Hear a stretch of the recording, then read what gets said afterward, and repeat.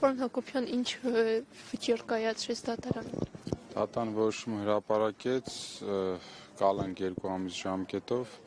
բնական է, որ համարում են կանարդար որոշում, ապօրինի որոշում, բնական է, որ նաև բողոքարկվելու է սահմանված ժամկետով,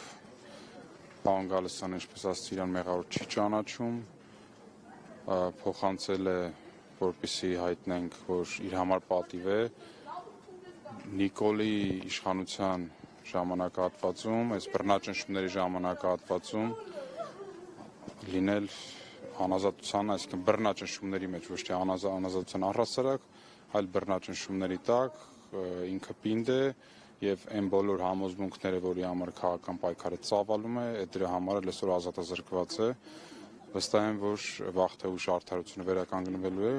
Խաչիկ Գալստյանը լինելու է ազատության մեջ եւ մեղավորները պատասխանատվություն կրելու են ապօրինի քրեական հետապնդում իրականացնելու համար։ Այսինքն